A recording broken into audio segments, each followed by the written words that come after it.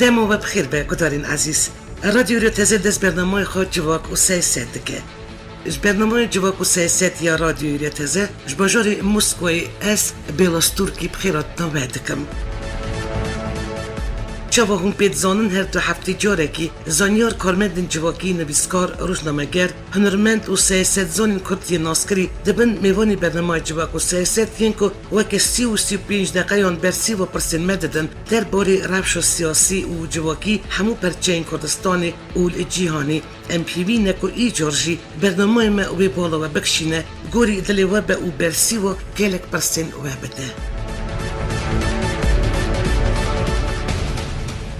بدارین هیچان بجارا برنامه ما ایرویه در باری روش سیاسی یا رجوع کردستانی یا نهادا آمده این دستور نویا سوری و موافق کردانی دستور نویا سوری دا بریارین نو دولتی اپوزیسیون و رژیم سوری سر مجارین جارانوس و ویوالاتی آستنگین پیش دوزا کردین رجوع کردستانی سر آستا نو دولتی و نخواهی دا و بجداربون آلین کرد جوین و دانستاندن نو دولتیش بو جارسری کریزا سوری بگیشتی و یا کردی بطایبتی هروا کار و خبات پارتین کردی او تایبت انجمن اجتماعی یا کرد سوری و همدن.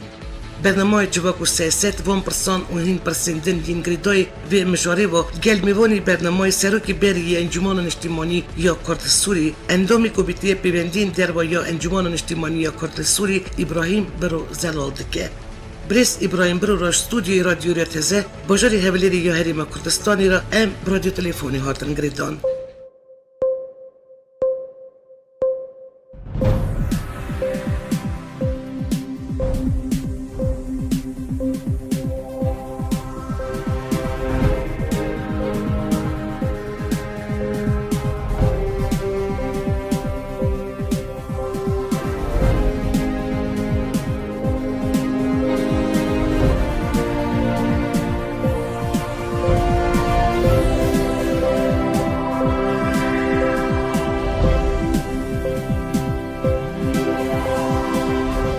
برز ابراهیم بخیر هاتن برنامه جواک و سیاست و گلکس پاس شبو بجداربون آود برنامه مدا. بله گلکس پاس هر چاوا بخیر. برز ابراهیم اوا بویا 8 سال شارل سوری بردوام و پرزگریکا سوری بیا پرزگریکا که جیانی و جارا سرکنا پرسا سوری نه دسته گلش سوری دانه دشمی تبدیت دا هلسینکی یا دا بر سروکی امریکای ترامپ و سروکی روسیه پوتین دا گلک پرسندن پرسا جارا سرکنا سیاسی بو کریزا سوری جاته گوتو بیش کرن و هر وا یکش بجارین جوینا ترامپ و پوتین جارا نویس رجای کردستان بو نری نو ریکفتن امریکی روسی ده چه تاثیر جارا نوسا کردان بکه برای گلکس پاس یعنی چاره سریا سیاسی جبور روشا سوري جلك جرنجي يعني 8 سال شر ويران كرن حمو آلين سوري جي اوبوزيسيون جي ريجيم جي هفد ضعيفونه ليه تشتكي نو ديار دبي بريكفتنا سروكي روسيا وسروكي امريكا دي بحثا جارة سريا سياسي دبي للدرفي برياري ناف دولتي حطاني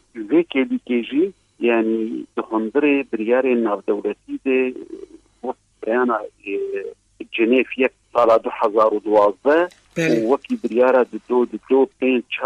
چهار سری که جسوری ربی دیدن چهار سری سیاسی قناغ خود جهاز هبه انتقالی که هنکی لپاش وینا دستور و هلبجارتن بیندانی که آنها دیاره یعنی او قناغ و جهاز بهلانی روسیا و امریکا لسر دانینا دستور که لحفظو دکن جبو چهار سریا سیاسی دستوریه ده جبوی روشا کردی تشتک بزرالي هني روسيا هنكي بزرالي بيجي دستورا سوريا في شروجه دي ما في نتوية ملتي كرد بباراستان اوروبا وامريكا جي عين قوتني دي بيجن لنبي زلال بروسيا بيجي بروسيا برينها رشبلكا دستورا كي جبو سوريا كيش كربو دي لسر ما في كرداجي هناك بآخره أم بهورن يعني هجر جبرجي يعني رولا روسيا حتى آنها روشا سوري دي رولا أمريكا أو بروجي روسيا هجر بسر دانينا دستورة كده دي قمان وجه كرداتي دهبي اللي دبي جنل بور داخوازو هيفيه مبن هناكي ينتربن سپاس برز ابراهیم د سیاست وان هر دولت آن دا یا درباره کردان و کردستان دو حتی ایران چه قاسیاتی گویری؟ سیاست سیاستا روسیا تنه ایوه يعني سوريا كواي جرجرنجي وسوريا بمين دولتك يعني دوست جيره وهرتنا قد سياسة روسيا كي زانن قد سوريا كنافندي وكي داري نايفا قراندن دخوازي برنجك إنو روسيا دخوازي برنجك إنو نافندا سوريا مشتبه لحمو خلقين سوريا حمو كتاكين سوريا هنك تايبت من دياوي هذا يعني وك كردجي وك علويجي وك خريستيانجي يعني هنك تايبت من دياوان هذا لأن برنجكي فدرال برنجكي هنك إدارات ذاتي هبن لقريدايبن بناسا سوريا دمشق بريارة سياسي ويا عسكري نافندی به همطری دمشق. برز ابراهیم آمدهین دستور نو یا سوری و زانن دروجه پلتفرم نونتوایی دایه چه وقت زانینش بود دانین دستور نو یا سوری هیا ناسه لیستین کاندیداتان هنه یک یا اپوزیسیون یا دیام یا حکومت سوریه لیست اپسیون جنتوایی یک بویه توایی کاندیدات دیگه 105 نوی وکی عالی کرد اندامین این کسی لیست اپوزیسیون سوری دایه لی دوان سی لیستین کاندیدات خینج اندامین این کسی دیسا نوی اندامین پارتین کردین الو پیشنیاری وش بو مافی کردان ید دستور نو یا سوری دا چیدنه بله جالی دامادش وقتی تکرم کرد سه آلیاتی دانین آلی اپوزیسیون آلی رژیم آلی چی يعني أمانة دولتية ديني ما بشا يعني بحرامة بناف أوبوزيسيوني ديني وأم وقت انجمنا مجتمعي كردي بشك أوبوزيسيوني ونري ما ودناف وان تنجي كسي أوبوزيسيوني أنا دكستركة ود أو دستوري قاتل تشكيش كرين لي وهناكي دنجي جروبكي آلی کار ده هندره شانده اپوزیونی ده بناوی انجمنا اجتماعی کردی که قد دستور ده و کمیته دستور ببینه میشه اوی هنه کرد آلی یعنی دیمستورا کش بکن و هجمارک کرد دو ناوان جهدن کردن سر بخواه ام نزانن هن آلی دنی کردی حطانها ندیاره وکی مثلا تایده یعنی هنه پارتیه دنجی اوی بجداریان هبه و دکدبن و دناف کدبن جبر حطانها اپوزیسیون وان قبول ناک وقت بشکل اپوزیسیونی اوایا ام نظام و چرابه کشاروجی ایما وقت انجمنا مجتمعی کردی و بحرامه دناف شانده اپوزیسیونی ده ناف شانده نتوان یک بوید هبن کاندیدات لنوه امین نه وقت پارتی سیاسی دناف و ناد هبن وقت کسن کسپور و کسن سربخواه و هن پاسپورت کرد وزانای کرد هندرویت جهله. کنگه اون دست بکن سری. تبینی ما جبوت تبینی ما جید صورت دیده هنی خال هنی جبوت هوای سوری گرنگن. یعنی سوریا ولا دموکراس سوریا کشاروجه دین و دولت جهل جداوه سوریا ما في جنيته هذا جبوي هني سوريانه اللي جبوي ما في ملكي كرد يعني دين نافي عربي كومارا سورية بهلاني أنا ناوي كومارا عربي سورية وذ كومارا سوري أو حما أجي أوبوزيوني في قبول بكن يا دن في دستور سوريا دبي دانين سوريا ولا تكي برنتوا وبرؤولة وجوان نتواجي نتوا كرد نتوا تندر سوري بالسرخاكا خوي ودفين ما في نتوي جملة فرد الدستور دي بيداني تشتكيدن هي أم وقت كرد دوزا فيدرالية دكن عاليدني أوبوزيوني بمرة نمتفقن قلتي زحمتي أم دفيد دبينن يعني أوجي برنجكي دبينن كسوريا ننا فنديبه لي قبولناكن فيدرالي بيجن ننا فنديك إداري تاني البجاري تبقى دو كونغريا جوات ديمقراطيكيا سوري بريواتشو جوات ديمقراطيكيا سوري راجيون كوديل باكوري سوري ريبريكا يغرت تشيكه وبريوردا كو حمو جوات سيفيليين هرم بين بولافدو واگرد به پیمانه که آشتی واره امزاکرن هسته اوه ببه بشک ارتش سوری اف پوزیسیا تودمیه و هون في مجاري چوا دنرخين بريز ابراهيم جوان 4 سال داويد تودمي و پیدي گلک جارا خو گوهر يعني داخواز خواج كردستان سوري كرن روجاوا و روجاوا كرن باكوري سوري وقال هردن حتى بنافي كردستان سوريا كرين بنافي دفرة كردي كرين بله قال هردن بنافي خود كرين تهوایی دی تو تایبەتمەندیە کوردی دی پرۆگرامی وان دتنەیە بله یا دواژی کە ئەوان یعنی دبن ناوێ پێکهاتیین باکوڕی سووریە دێ gelekî berxwe kirin û gelekî ketin deverê Ereba de û aniha roj bi roj jî yani dewletên mezin Amerîka, Ewropa herkes ji wan dixwaze ji wan deverê Ereba vegerin. Ew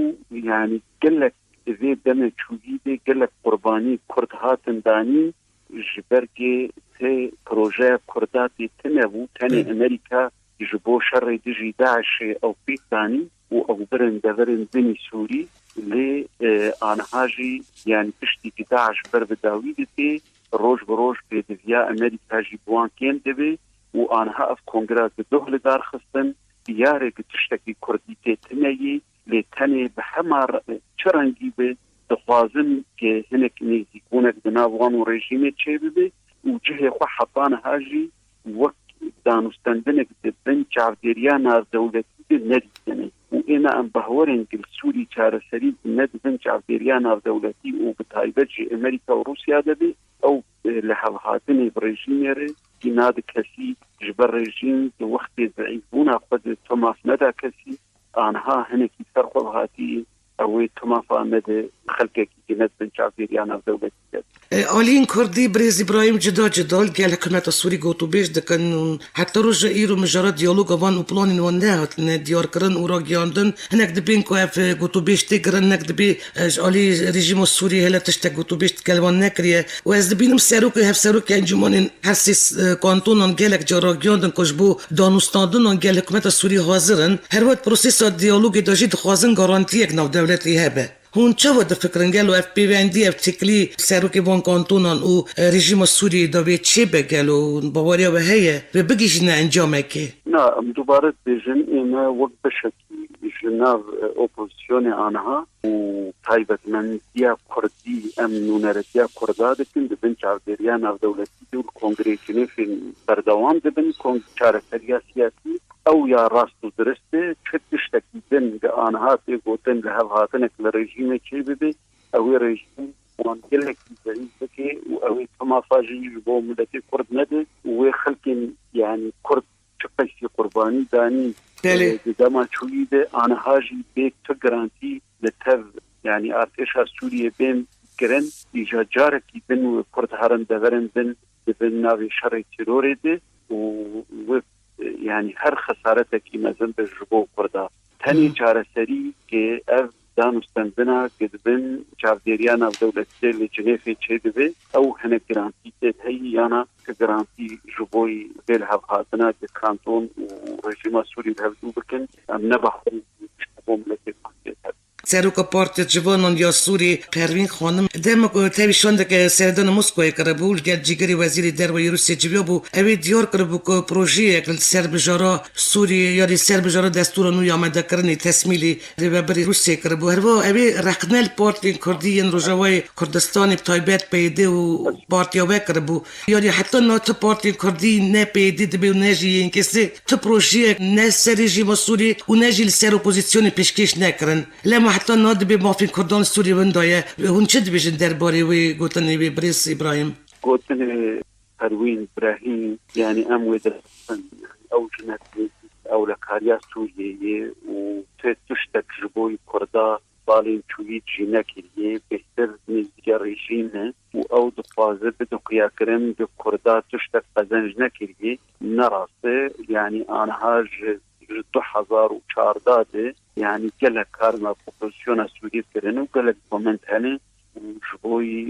biryar ji bo mafê milletê Kurd pêşa roja Sûriyê de hebin her wiha jî peyde jî li halê xwe karekî dikir lê Perwîn ew dixwaze tenê bêje yani tiştê rejîma Sûriyê bide Kurda ew tiştekî li cem wê tuneyê tenêkê propagandakê ji bo rejîmê. Cenabê we berî çendekî û tikelşanda yên kesî serdana Moskowayê kiribû encamên rastatina we li rayedarên Rûsyayê re çi bûn we çi gotûbêj kiribe Birêz İbrahim? Berê ême ji sala سال 2014 حطانها این جاری مسردان وزارت دربیا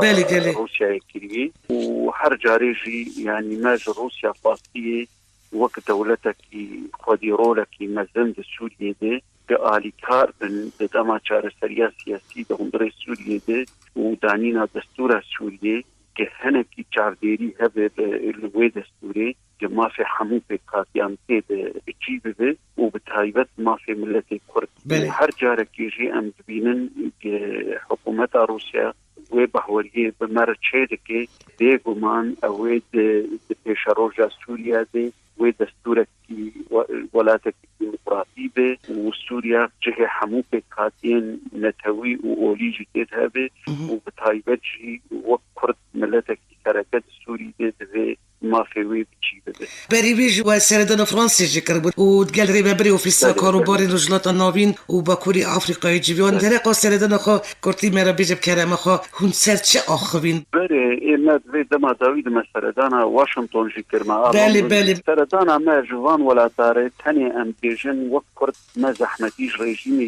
جي ونريني اوبوزيسيوني جي بالي نرين نتوا عرب ودين اسلامي بدن پیش دستوری ده دوی آلین ناف دولتی آلی کاربن که پیش روژا سوریه ده نه دستورک بیدانین شبوی عربا و مسلمانات هنی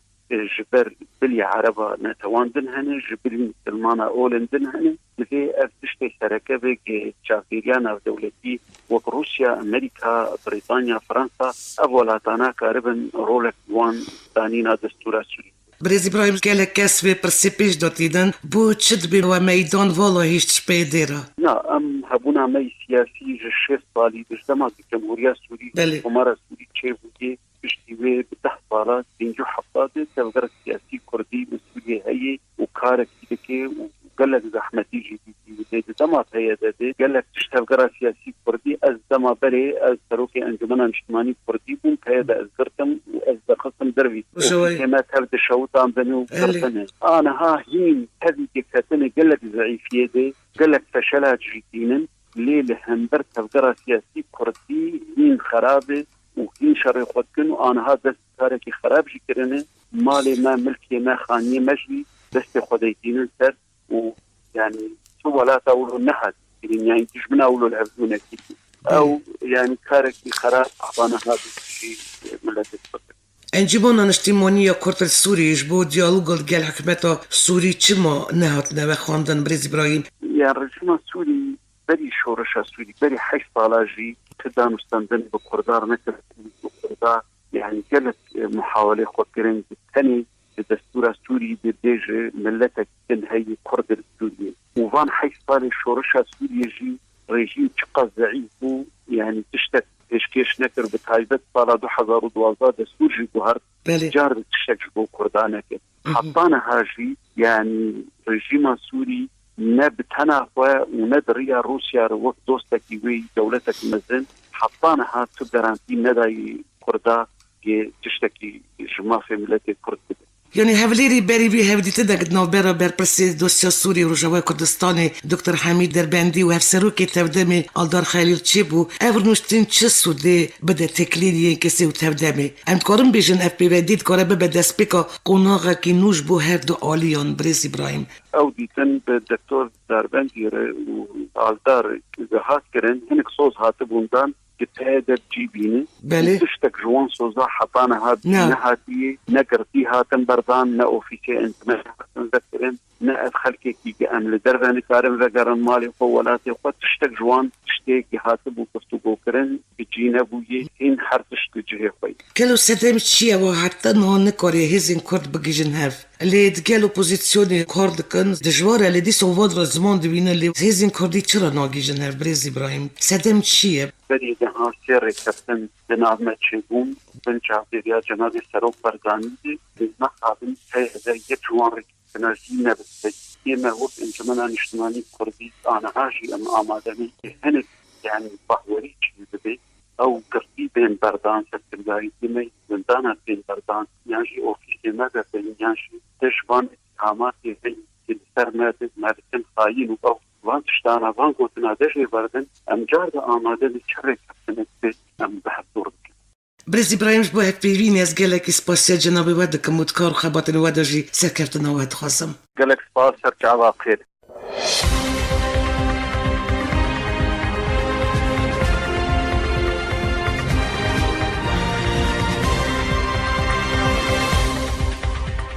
بدارین عزیز برنامه جواب و سیاست یا رادیوی تازه کاری خواه ایروین تمام کرد. میوانی برنامه سروکی بری انجمن اجتماعی کرد سوری اندامی کمیته پیوندین در و یا انجمن اجتماعی کرد سوری ابراهیم برو لباجوری حولی یاری کردستانی سر خط تلفنی بود. آمده کار اوری ببرو برنامه بیلاس ترکیه. هونجی گدارین دلال تا برنامه کردن و میوانه کردن بمین دو خیر و خوشیده.